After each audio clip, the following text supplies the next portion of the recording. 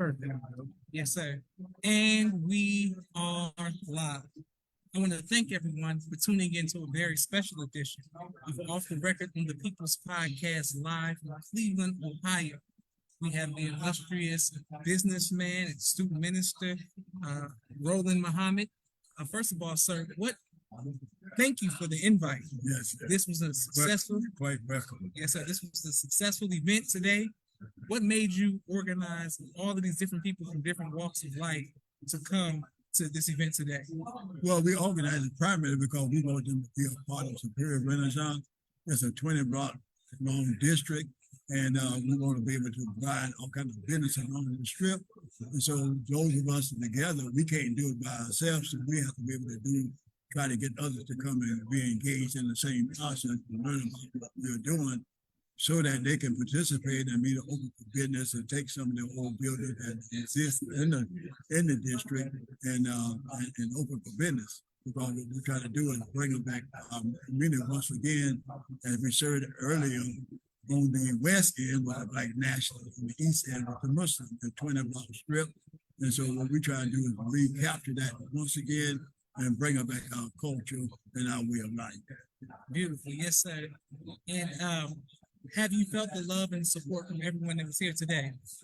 Absolutely, absolutely. I mean, I'm so impressed. And mainly, I just got to talk to a young man, a young brother, and what came out of his mouth was very, very impressive because it reminds me of him being fit for the time and ready for the time.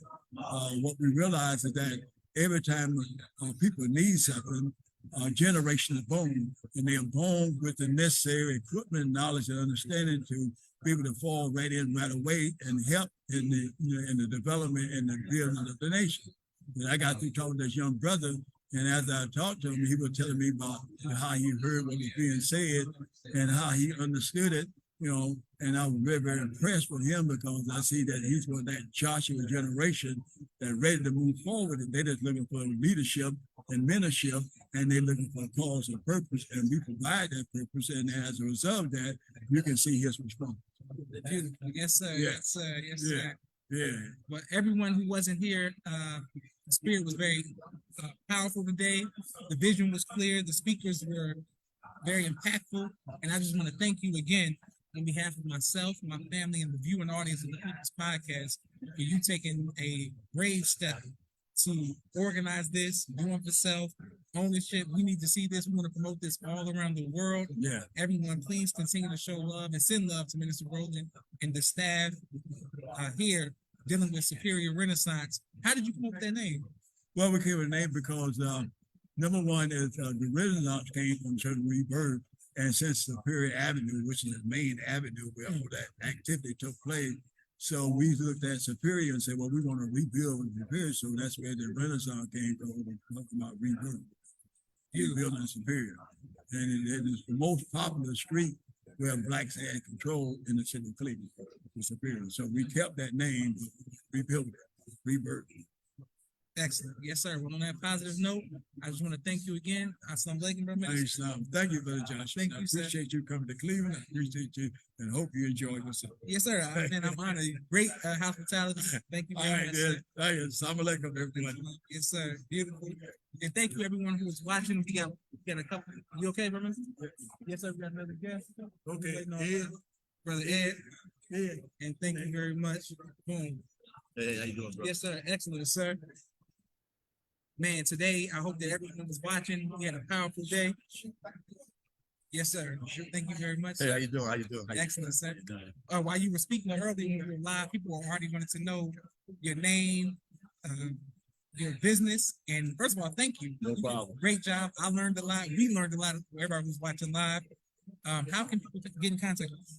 Well, my email is edward@hobsoncc.com. So that's edward@hopsoncc.com. Stands for Hobson Communication and Coaching. Also, our website is hobsonlearningcenter.com. I'm online. You can Google me like crazy. You'll find me that way. Our office is downtown Akron, Ohio. We've been in business since 2017. We've helped people in the last 4 years alone raise about $10 million in business financing. Wonderful. Yes, sir. And a lot of people want to know about business. Why is it important that that everybody unites for the Superior Renaissance? And why is it important that we reach out to you so you can give the business breakdown? Like I said during this the presentation, it's about cultural economic solidarity. There is just power and strength in economic solidarity and coming together and having that cooperative economic approach. And economics is not just money, it's all your resources. It's managing those scarce resources, which are unlimited wants and needs. It's a micro and macro approach. And oftentimes, we are just consumers. They're consuming in the economy, not producing. We need to be producers as well as consumers, not just consumers. And that's what we're about. We're trying to generate an economic catalyst in that part of Cleveland to create jobs, retain jobs, educate people, and grow the economy. Grow wages, grow household income. We create more homeowners, create more business owners. Economic multipliers, job creation, home ownership, business ownership. Those are economic multipliers. Those help the economy grow in multiple ways. And too many times, our people, African American people, are on the consuming side, which is a one way. It's not really a multiplier. When I just buy clothes and furniture, all it does is give me clothes and furniture. It don't create more jobs or anything. When I buy a home, when I buy a rental property, when I buy a business, I start a business, I'm creating jobs. I'm buying from my suppliers and vendors. I'm creating ongoing economic activity. That's just not one time. It's just not a one-time transaction. It's an ongoing experience. Beautiful. Yes, sir. Yes, sir. Yes, sir. And for those who are watching, you said you made powerful points throughout the whole presentation. One of the points that you made was about your two sons. Oh That's yeah, something that a lot of people are dealing with. yeah. Yes, sir. My family, many families. Right.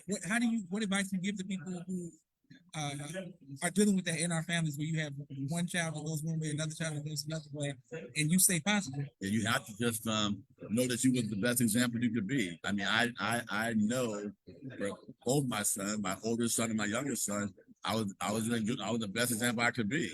But they ultimately have free will and make their own choices. And although they may be wearing my name, they're their own individual, so they can make their own choices. And once they get to become adults, that's what happens. And unfortunately, our society, well, actually, fortunately, our society has accountability for your bad choices.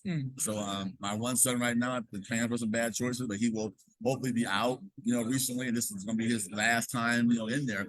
Nothing major either, not even felony type stuff. Look like stealing a wine cooler, or smoking marijuana illegally, or getting caught with the wrong people, or not paying his probation. Little dumb stuff that keeps you under the system.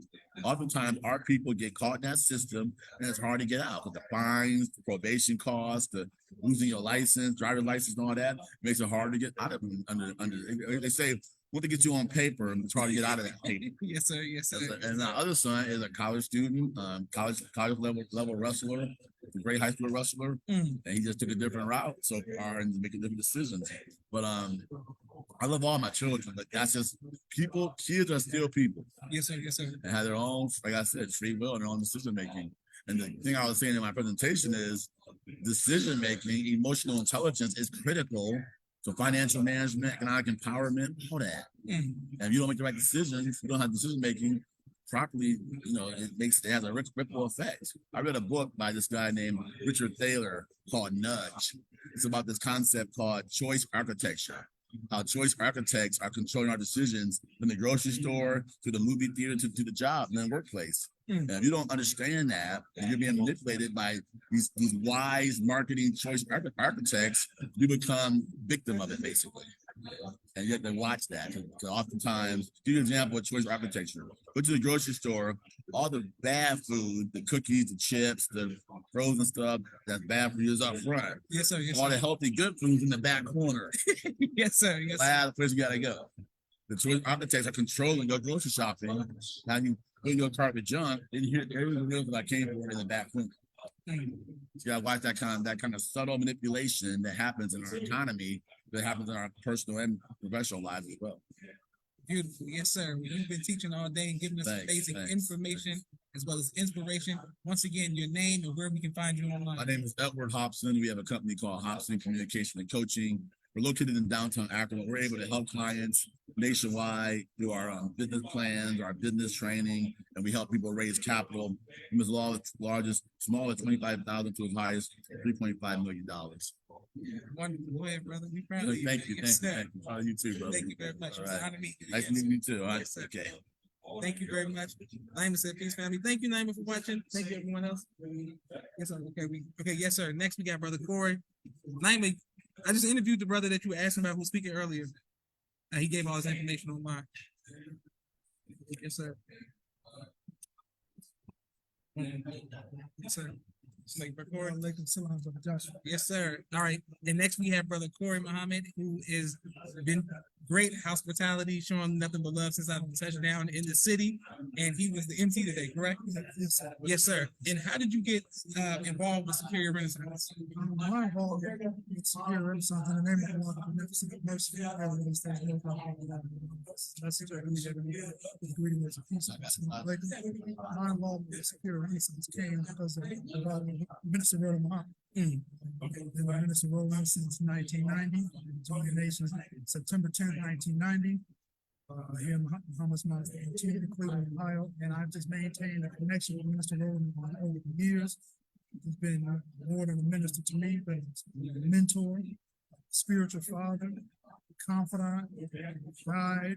It's just a source of this constantly brotherhood. And so I've been with Minister Roland since 1990. And he came up with the Superior Renaissance, and this was something that I love. That's this brother with, and he went to work on it. And he worked in darkness at first, and once he brought it to light, it was just you couldn't help but get involved.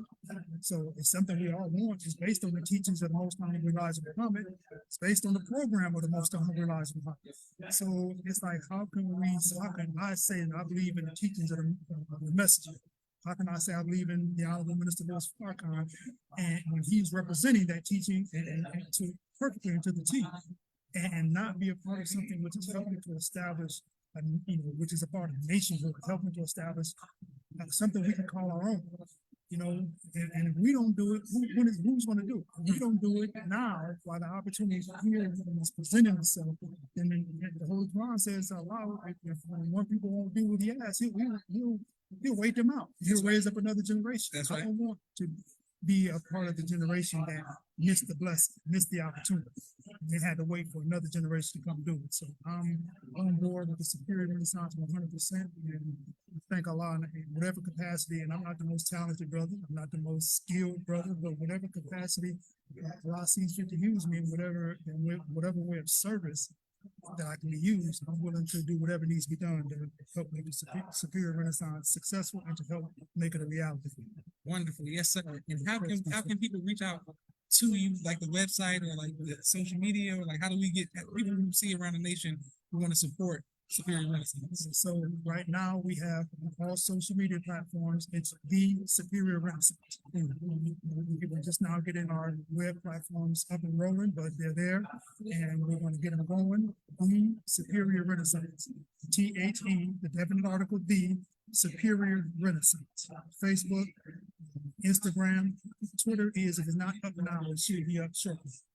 Wonderful, yes, sir. Okay, And Brother Joshua, let me just say, brother, thank you. And when you interviewed Minister Roland, your interview was so beautiful, so questions are thoughtful, insightful, and you said, man, I never had a chance to come to Cleveland. I got a reason to come to Cleveland. yes, sir, yes, So sir. after that interview, on my way home, I called Brother Minister. I said, you should invite Brother Joshua we already had this event planned. Yes, sir, yes, sir. The next thing on the agenda for the Superior Renaissance. I said, we should invite Brother Joshua to come and be a part of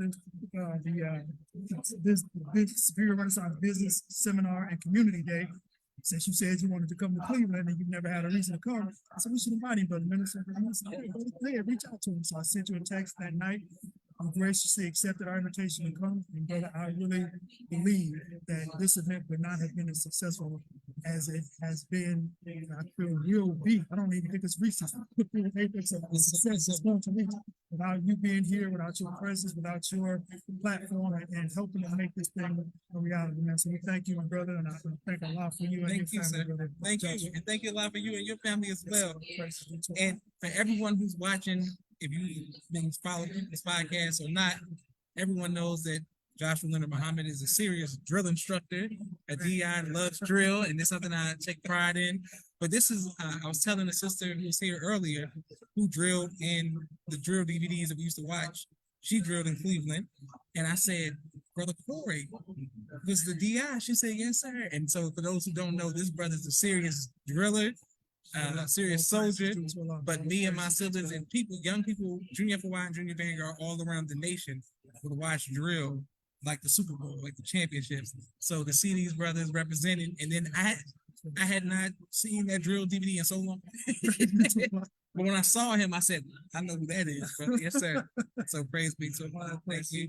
Thank you, bro. Thank you for the love, man. I was a drill instructor in Cleveland from 92 to 97. And man, we used to drill. And I like to think we were, because at that time when I first came into the nation, same as that there was no drill competition.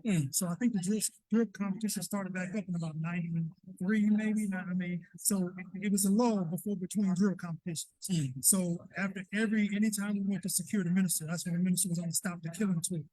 Anytime we go secure the minister or at Savior's Day, after the event was over, once everybody socialized and we would always find somewhere to start drilling.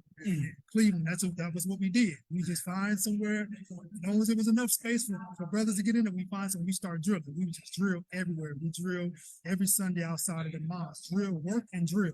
Work, study, drill. Those are our passions, man. And so we just drilled, and I kind of became a DI by default, because the brother who was the DI ended up leaving the ranks. So I ended up getting, and I feel he was a much better DI than me. So I ended up getting a position by default. And I thank Allah for it, and I love drill. And sometimes if I'm having an off day or something going wrong, I see myself even on walking, my cadence now to step out. I get back on step. Yes, sir. Yes, Drill sir. is absolutely a very important and integral part of my life. Praise be to God. And people showing you love all around the world. Thank you, everyone who's watching. Sister Betty Maddox said, absolutely, it's paramount. We do it. Thank you, sir. Peace and love. Peace and love to you, Sister Betty Maddox. And thank you all for watching. Can't wait to upload this on YouTube after I get something to eat with our brothers. Brother Corey this We're evening. gonna take care of it, bro. You are a guest. Man, we rolling out there. We don't say that. We know the minister said, he don't walk when he's out walking on the red carpet, because he hasn't shed anybody's blood, and we share the same sentiment.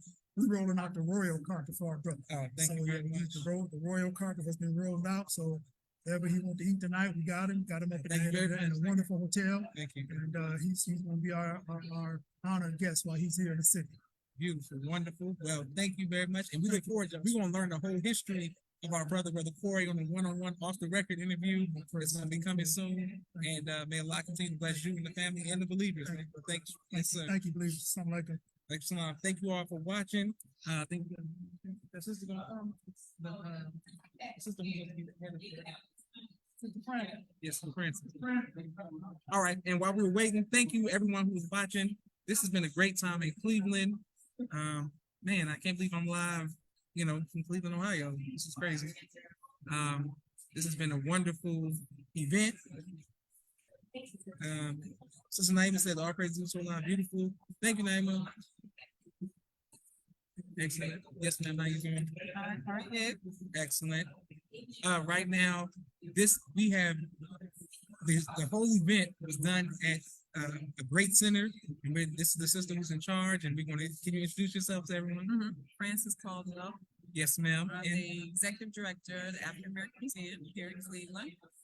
And we're a nonprofit. The buildings, it's a historical building.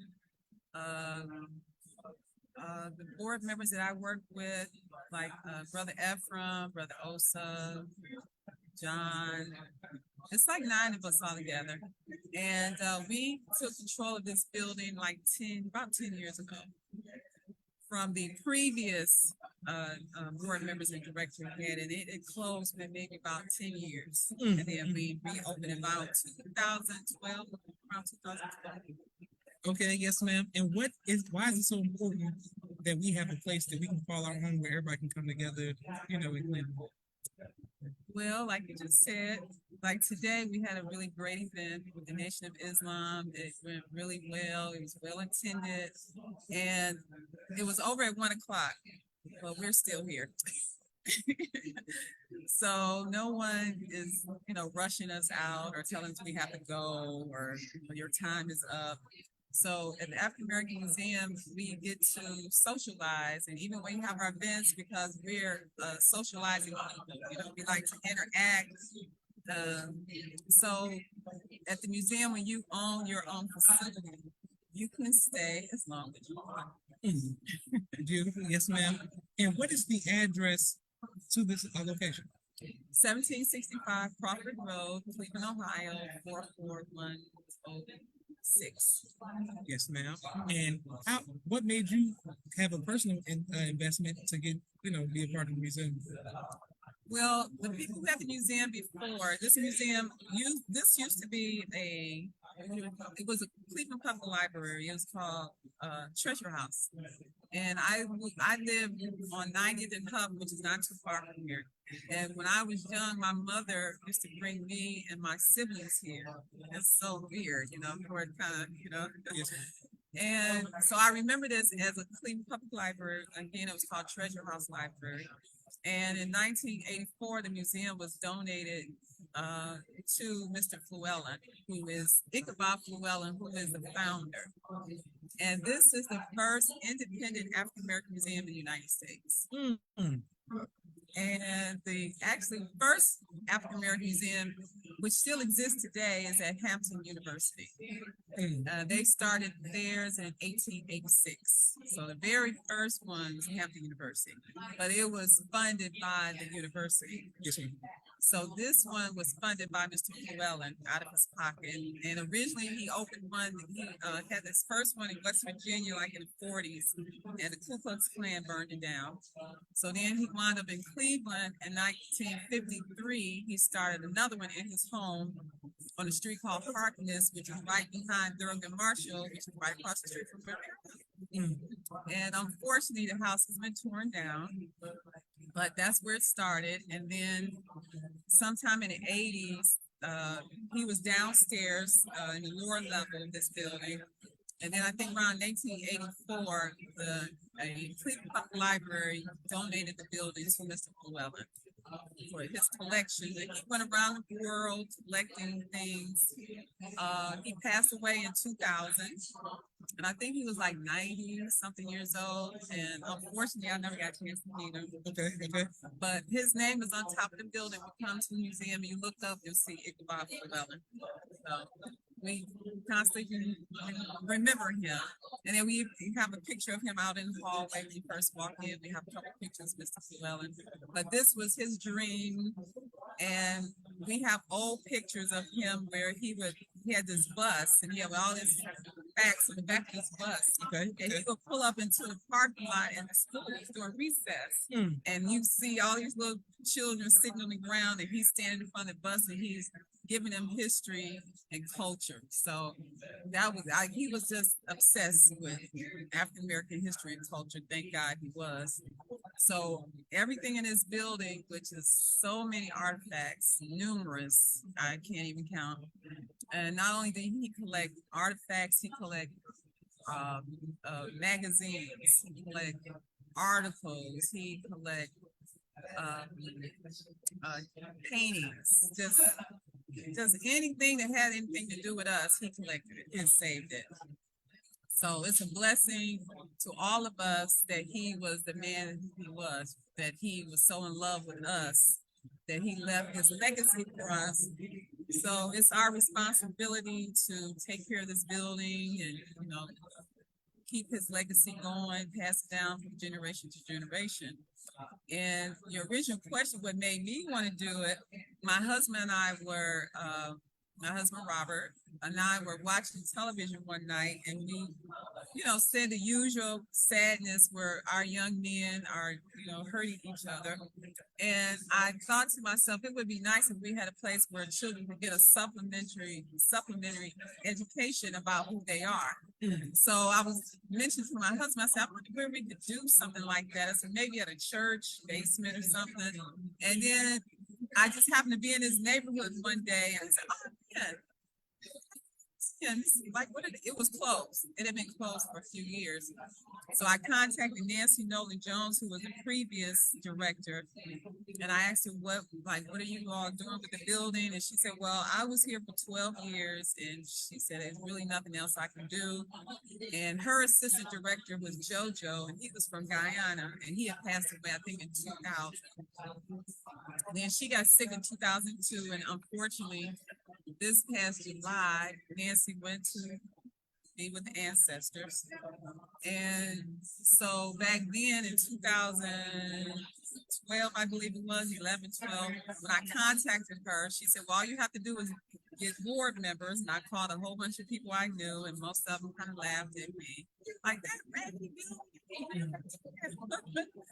So finally, I found maybe 7, 8 people who said, oh, yeah, let's do this. So that's how we wound up getting the building, and we met with them, her board members, previous board members, and they legally transferred the building over to us. So the building does not belong to the individual. It belongs to board members. So right now we have 9 board members. So they really own this building, collectively, which was smart because now no one person can sell it or do anything to it. It take everybody in the board would have to agree. But we've never had that problem. So now we're here. We got 1 grant from the state of Ohio for $150,000. That was back in 2018, I think, 17, 18. And we put on a new roof. Okay. Changed the heating system because we had radiators. Now we have forced hot air. We redid the bathrooms, men's and women's bathrooms. We put a handicap ramp in the sidewalk in the back of the building. We, just take the radiators out. We had some asbestos in the floors, so we had to pay a company to pull all that up and take it out. So that 150,000 just disappeared. 150,000, it disappeared. Yeah, 50 was just for the roof, and then 50 was for the heat and air conditioning.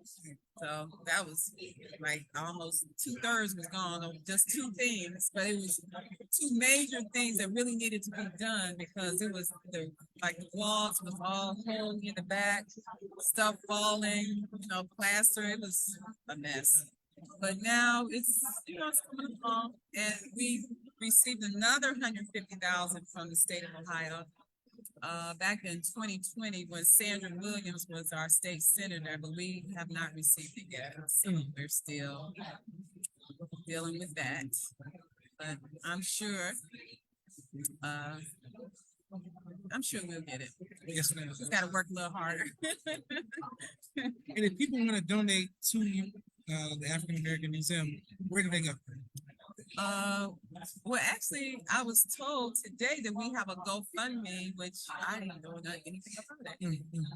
A group did a GoFundMe for it. I don't have the link. I guess you could go to the GoFundMe site and put in African American Museum Cleveland, and it should come up. Yes, ma'am.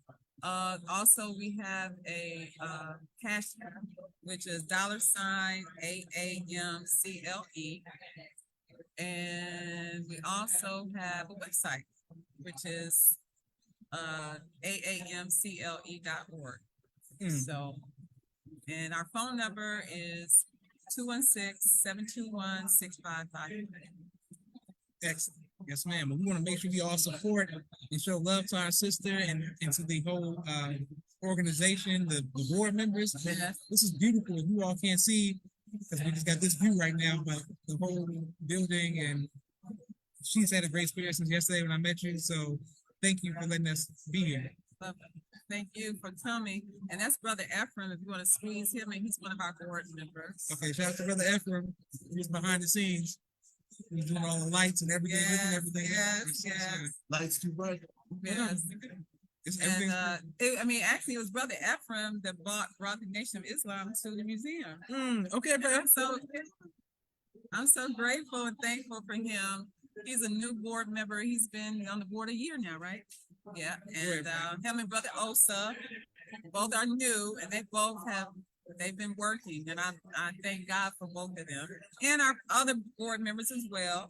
And a lot of them have been with me with the museum for maybe 10 years, some 8 years, 5 years. So we've all been working hard to keep this museum open. And do you mind if I recognize them? Okay. So I'm going to recognize May Williams, Mr. Robert Malik, John Boyd, Deval Brown, Brother Ted, Brother Greg, there's Osa, Ephraim, and this is somebody, I think. One more person. No, I think I got them all. Ted, Brother Greg, May. Mustapia. Oh, I knew. Okay, Brother Mustapia. He's our board president. He's our current board president, and he lives in Atlanta. Okay. I mean, he was living here and then he got a job in Atlanta, but we do Zoom calls and how it is nowadays. You don't have to actually be there anymore. Yes, ma'am. But he's doing a great job. They're all doing a great job. So I just want to thank God for all of them and look forward to getting new board members because we can have up to 21 board members. And I think right now we have just 9. So we are looking for board members. So if you want to get involved, give me a call. 216-721-6555. Perfect. Yes, ma'am. And people are showing you love on Facebook. We can't wait to upload this to YouTube. My uncle says wonderful program. Thank you, Uncle Jamil. Thank you, everybody who's watching. Look, this is Joshua Leonard Muhammad signing off for the People's Podcast. Thank you all for watching, and thank you again, man. Thank you. Boom. Going on YouTube, y'all. Make sure everybody watch it.